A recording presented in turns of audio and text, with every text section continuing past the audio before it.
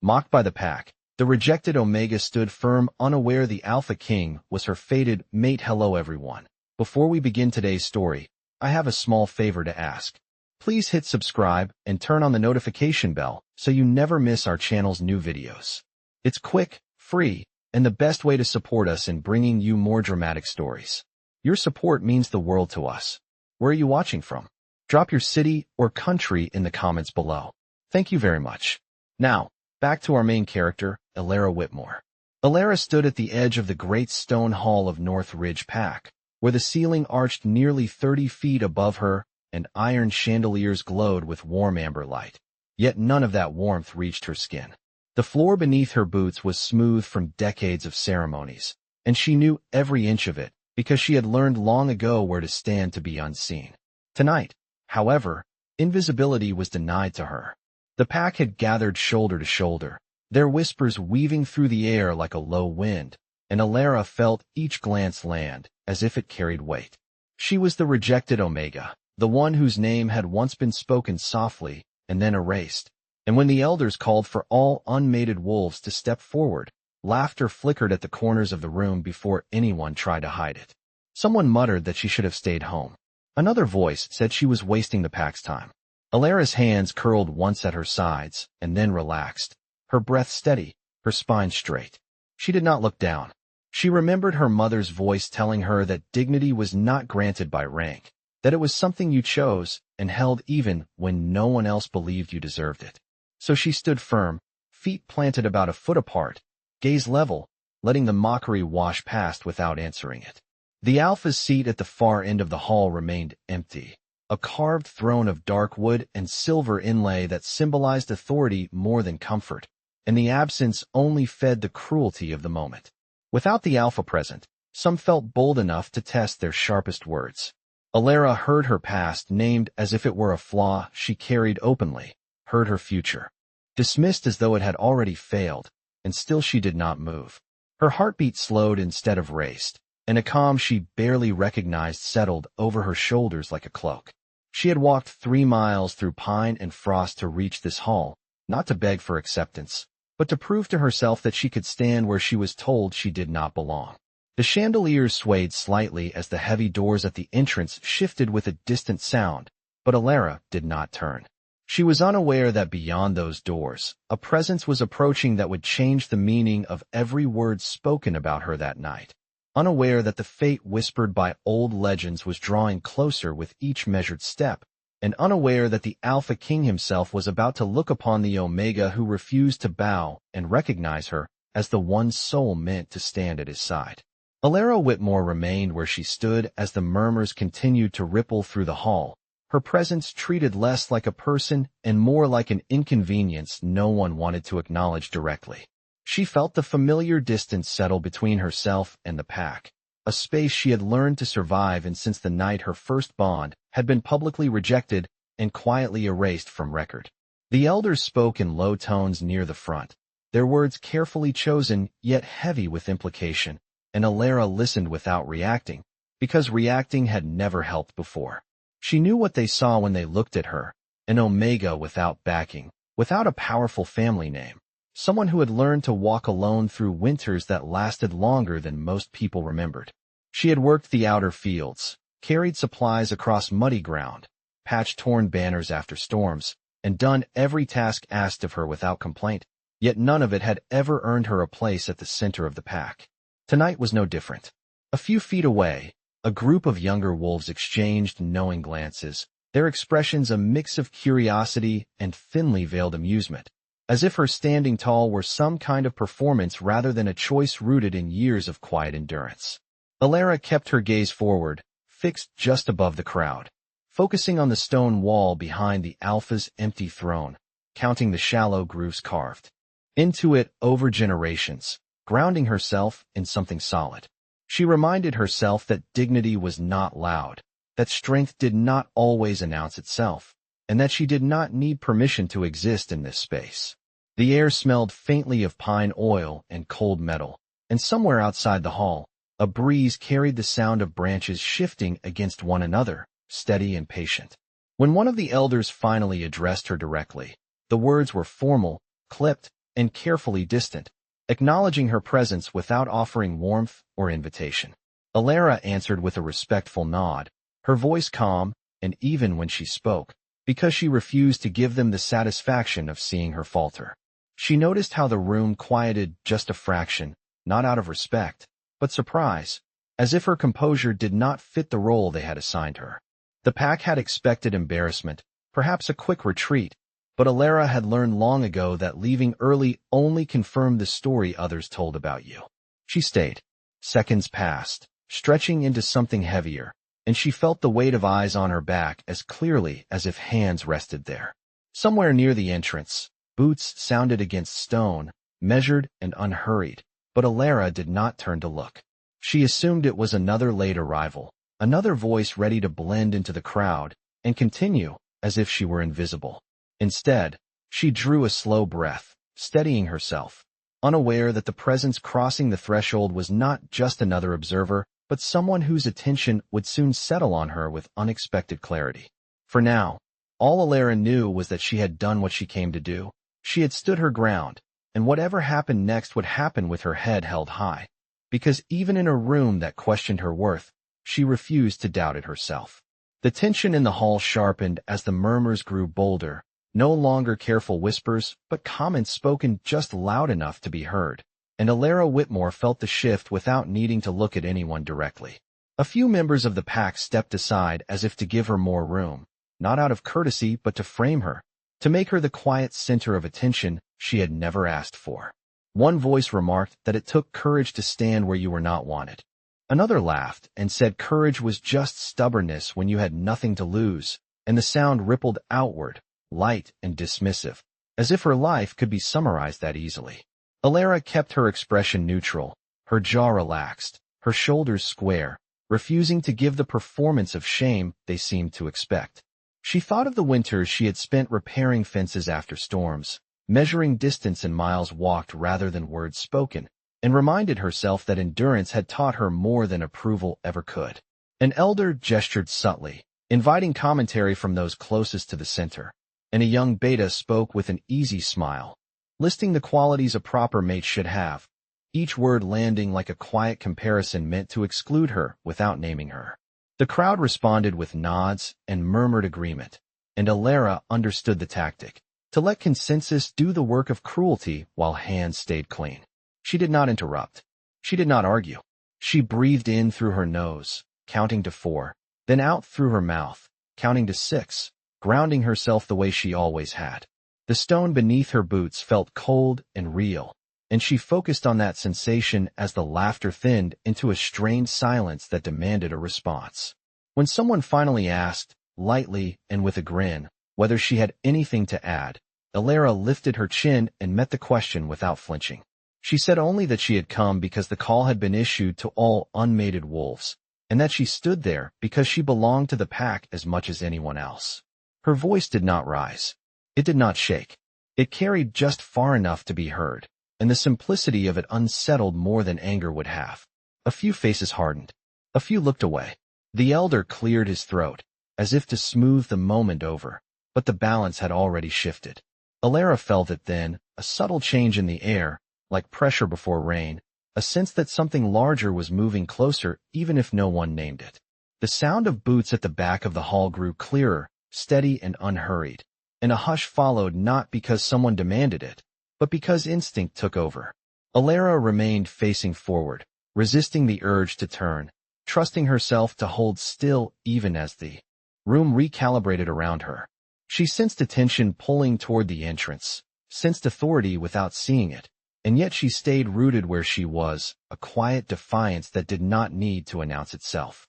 The pack had mocked her, framed her, tested her resolve, and she had answered by standing firm, unaware that the measured steps drawing nearer belonged to someone whose gaze would soon cut through the noise and see her not as an inconvenience, but as something rare and undeniably present.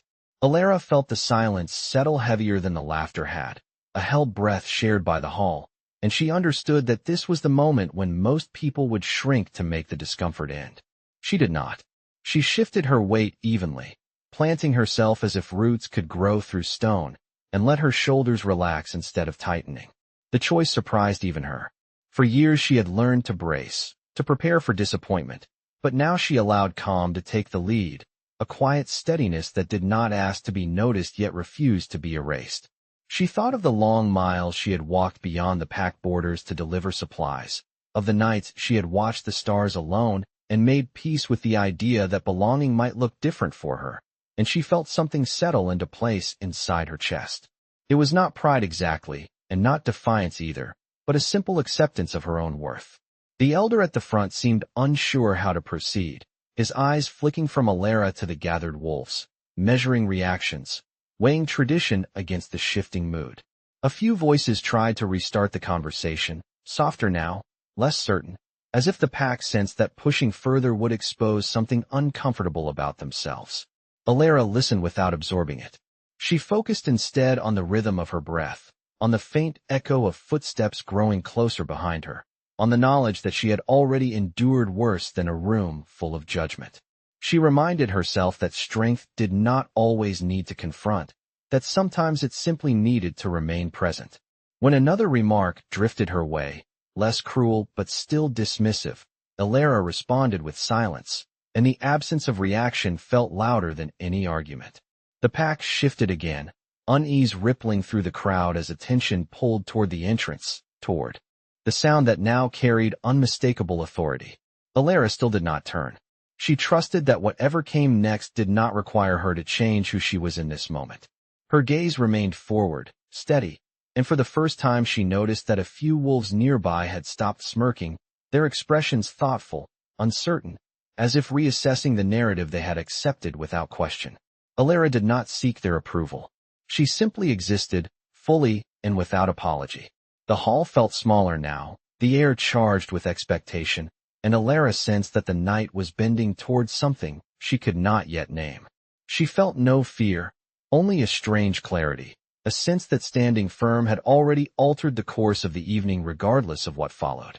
Whatever eyes would soon fall on her, whatever words might be spoken, she knew this much with certainty, that she had not come here to be diminished, and she would not leave believing the pack's version of her story.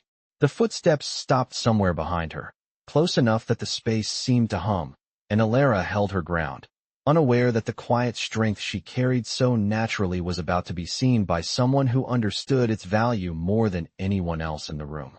The hall seemed to draw inward as a presence settled behind Alara, not loud or demanding, but unmistakable in its certainty, and the pack reacted before anyone spoke. Conversations dissolved into silence, shoulders straightened, and one by one wolves turned toward the entrance with instinctive deference. Alara felt the shift like a change in weather, a subtle pressure that did not threaten yet commanded attention, and still she did not turn. She sensed movement pass along the edge of the room, measured steps crossing the stone with calm purpose, and the space around her grew attentive in a way it had not been moments before. When the elders bowed their heads, when even the restless young wolves stilled, Alara understood that authority had arrived, the kind that did not need announcement. A voice spoke her name then, not sharply, not dismissively, but with clear intention, and Alara turned at last. King Rowan Blackthorn stood several yards away, tall and composed, his dark coat marked with the subtle silver insignia of his rank, his posture relaxed yet unyielding, as if the hall itself were aligned to him.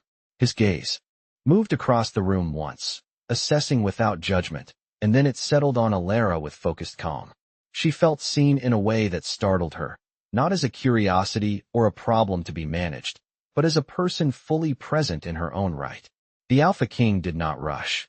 He took his time, closing the distance at an unhurried pace, and the pack parted naturally, creating a clear path without being asked. Alara noticed how the earlier confidence of those who had mocked her faded into unease, how certainty dissolved into caution as Rowan Blackthorn came to stand within speaking distance. He did not raise his voice when he addressed the room. He asked what had transpired in his absence, and the question carried enough weight to demand honesty. The elder began to respond with practiced neutrality, but Rowan's attention did not waver from Alara, as if he were listening for something more than words.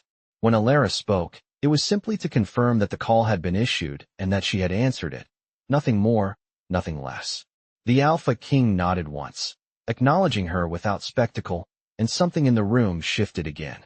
He spoke then about standards and respect, about the measure of strength being found not only in dominance, but in composure, and his tone remained even, thoughtful, as if he were reminding rather than reprimanding. Alara felt the focus of the hall pivot toward her, and then outward, recalibrating around a new understanding.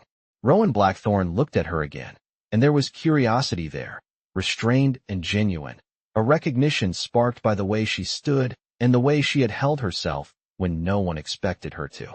Alara felt a strange warmth spread through her chest, not excitement, not fear, but a quiet steadiness, as if something long misaligned had shifted closer to center.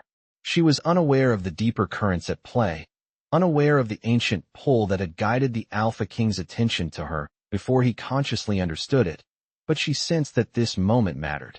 The pack waited, the hall hushed, and Alara stood between past judgment and an uncertain future, grounded by her own resolve as King Rowan Blackthorn regarded her with an interest that would soon change everything. Alara became acutely aware of the quiet that followed, a silence shaped not by fear but by attention, and she felt it gather around her as King Rowan Blackthorn continued to observe without intrusion. His gaze did not linger in a way that felt invasive. Instead, it seemed to measure something intangible, as if he were listening to a frequency beneath the surface of the room. Alara met his eyes for a brief moment, and then looked away, not in submission but out of instinctive respect, surprised by how natural it felt. She noticed details she had not expected to register, the steadiness of his posture, the absence of restless movement, the way his presence seemed to slow the pace of the hall without effort. When he spoke again, it was to ask her a simple question, where she had been stationed during the past winter, and the normality of it caught her off guard. Alara answered honestly, mentioning the outer routes and supply runs, the miles she covered without escort, the work that needed doing regardless of who received credit. Rowan listened, his attention fixed, and Alara sensed curiosity sharpen into something more focused, a recognition she could not name. The pack waited, uncertain, and she felt the weight of their expectations press against her back, but Rowan's attention did not waver. He asked how she managed the distance alone, and she replied that solitude had taught her patience and awareness, qualities that did not require an audience. A faint shift crossed his expression, subtle enough that few would notice, and Alara felt a strange warmth rise beneath her ribs, not excitement, not fear, but a feeling of alignment, as if two steady lines had briefly crossed. Rowan turned his gaze outward then, addressing the hall with measured clarity, speaking of the value of composure, of how strength often revealed itself quietly, and Alara realized he was speaking as much to her experience as to the pack's behavior. When he returned his attention to her, there was something settled in his eyes, a decision made without urgency. Alara felt seen again, more deeply this time, and she did not know why it mattered so much, only that it did.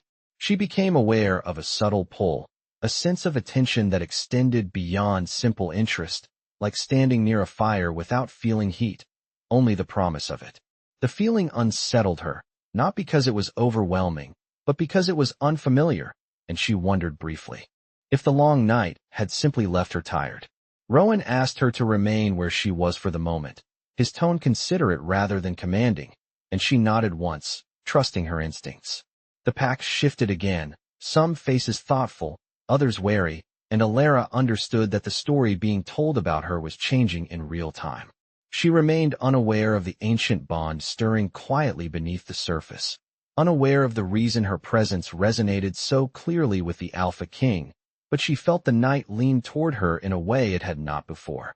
As Rowan Blackthorn turned to confer briefly with the elders, Alara stood centered and calm, sensing that whatever followed would not erase who she was, but would instead reveal something long waiting to be recognized. The hall waited as King Rowan Blackthorn finished his quiet exchange with the elders, and when he turned back toward the center, the shift in his focus was unmistakable. His attention settled not on the throne, not on the council, but on the space around Alara, as if the room itself had reoriented to include her more fully. He addressed the pack with a calm authority that did not rise or fall, yet carried to every corner, asking who had spoken in mockery, and on what grounds they believed themselves entitled to judge another who had answered the same call they had. No accusation colored his tone, only a request for clarity, and that restraint made the question heavier. A few wolves glanced at one another, searching for reassurance that did not come, and the earlier confidence evaporated into careful silence. Rowan allowed the pause to stretch, understanding the power of waiting, and Alara felt the moment settle into something sharp and defining. When one voice finally answered, offering a practiced explanation about tradition and perceived suitability, Rowan listened without interruption. He nodded once, acknowledging the words, then asked whether endurance, composure, and service were no longer considered virtues of the pack. The question landed gently and left no room to deflect. Alara felt the eyes of the hall move between her and the Alpha King, measuring, recalibrating, and she remained still, trusting that the truth did not require her defense. Rowan continued, speaking about how mockery eroded unity, how careless words shaped futures, and how authority, without fairness, weakened everyone it touched. He did not single anyone out by name, yet those who had laughed earlier shifted uncomfortably, their expressions tightening as the weight of accountability settled. Alara sensed a line being drawn, not in anger, but in principle, and she felt a quiet gratitude for the way Rowan handled it, firm without spectacle. He turned then, briefly, toward Alara, and asked whether she wished to add anything. The invitation surprised her, not because she lacked words, but because she had not expected to be given space. She considered the faces before her, the years behind her, and chose honesty without bitterness. She said that she had learned to stand alone when necessary, but that she had never wished harm or division on the pack, only the chance to contribute without being diminished. Her voice was steady, clear, and it carried, and the room absorbed it in a way it had not before. Rowan inclined his head, accepting her words, and then addressed the pack again, stating that respect was not conditional, and that strength revealed itself most clearly when no one was watching. He made it clear that any future gatherings would reflect that standard, his gaze steady, his meaning unmistakable. Alara felt the tension ease, not into comfort, but into order, as if something misaligned had been corrected. She remained unaware of the deeper recognition forming behind Rowan's calm exterior, unaware of the ancient certainty beginning to stir as he watched her hold herself with quiet assurance. The pack stood in reflective silence, and Alara sensed that the narrative surrounding her had shifted irrevocably. She did not know what the Alpha King would do next, or what his attention would ultimately mean for her life, but she knew that the mockery had ended, replaced by something far more consequential, and as Rowan Blackthorn met her gaze once more, there was a promise there, unspoken and steady, that the ground beneath her feet had changed. The hall remained quiet after the Alpha King finished speaking, not the tense silence of fear, but the thoughtful stillness that followed a truth settling into place, and Alara felt it move through the room like a slow current. King Rowan Blackthorn shifted his stance slightly, not away from her, but closer, reducing the space between them in a way that felt intentional without being intrusive. He addressed the elders again, calmly stating that any judgment rendered without full understanding weakened the pack's future, and that leadership required the ability to recognize strength even when it appeared in unexpected forms. His words carried authority without threat, and Alara sensed the pack listening in a new way, absorbing rather than resisting. Rowan then turned his attention fully to her, asking her to step forward if she was willing. The invitation was not a command, and Alara felt the choice presented clearly. She took 2 measured steps, her boots sounding softly against stone, aware of every eye following her, but no longer weighed down by it. As she stopped, Rowan acknowledged her composure with a slight nod, and the recognition felt earned rather than bestowed. He spoke about how service often went unnoticed until it was absent, about how quiet resilience formed the backbone of lasting communities, and Alara realized he was reframing her story for everyone present, not as an exception but as an example. The pack shifted again, this time with a sense of recalibration, and Alara noticed the absence of mockery, replaced by something closer to respect. Rowan made it clear that any future disregard for such contributions would be addressed directly, his tone steady, his meaning unmistakable. Alara felt a subtle easing in her chest, not relief exactly, but a sense of alignment, as if the room had finally caught up to a truth she had lived with for years. When Rowan looked at her again, there was a quiet intensity there, a focus that felt personal without crossing into discomfort, and Alara found herself holding his gaze longer than expected. She sensed a pull she could not explain, a feeling of recognition that did not yet have language, and she wondered briefly whether exhaustion or the weight of the night had colored her perception. Rowan asked whether she would be willing to meet with the council later to discuss the outer routes she managed, framing it as an opportunity rather than an obligation, and Alara agreed, surprised by how natural it felt to be consulted rather than overlooked. The pack absorbed this exchange, understanding the implication without it being spoken aloud. Alara remained unaware of the deeper meaning behind Rowan's attention, unaware of the ancient bond that had begun to stir beneath his composed exterior, but she felt the significance of the moment nonetheless. As Rowan stepped back, signaling the formal close of the gathering, the hall exhaled collectively, and Alara stood grounded in the center of it, no longer framed as an inconvenience, but recognized as someone whose presence mattered. The Alpha King's final glance toward her carried a quiet promise of continuity, of conversations yet to come, and Alara sensed that the path ahead, though uncertain, was no longer one she would walk unseen. The hall gradually emptied as the gathering concluded, voices resuming in careful tones, and Alara Whitmore remained still for a moment longer, letting the significance of what had just occurred settle into her bones. When she finally moved, it was not with haste but with intention, stepping aside as others passed, aware of glances that now carried curiosity instead of dismissal. The great doors opened to the night air, cool and pine-scented, and Alara stepped outside onto the stone steps where torches flickered gently, their light steady rather than harsh. She drew a slow breath, grounding herself, reminding herself that recognition did not erase years of solitude, but it did change the shape of what came next. Footsteps approached behind her, unhurried and familiar in their cadence, and Alara turned to find King Rowan Blackthorn standing a respectful distance away, no longer framed by ceremony, but by the quiet of the evening. He spoke her name softly, without title, and the simplicity of it made her pause. He thanked her for remaining composed under scrutiny, stating plainly that her steadiness had clarified matters he had long suspected about the pack's internal balance. Alara listened, surprised by the absence of distance in his tone, and replied that she had only done what she believed was right, that she had learned early how to stand without leaning on approval. Rowan regarded her with a thoughtful expression, as if that answer confirmed something he had been weighing. He told her that paths often crossed long before their purpose became clear, and that he would value her insight when the council convened again, not as a formality, but as a contribution earned through experience.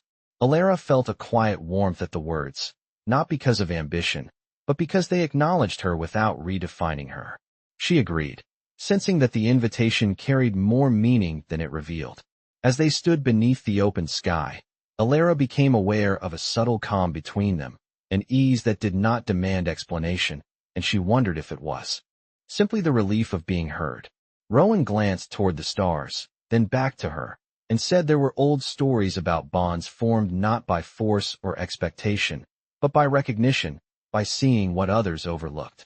Alara smiled faintly, uncertain why the words resonated so deeply, and replied that she believed such stories endured because people needed them to. Rowan's gaze held hers, steady and unreadable, and in that moment Alara felt something shift, not dramatically, but with quiet certainty, like a compass settling toward true north. He stepped back then, restoring the space between them, and told her to rest, assuring her that the days ahead would bring change at a pace she could choose. As he turned to leave, Alara sensed that this was not an ending but an opening, a threshold crossed without fanfare. She watched him disappear into the torchlit path, her thoughts uncharacteristically still, and then she looked out toward the forest, where the night stretched wide and full of possibility. Alara did not yet understand the depth of the connection forming, did not know that fate had already marked her steps alongside his, but she felt a certainty settle within her, calm and unshakable.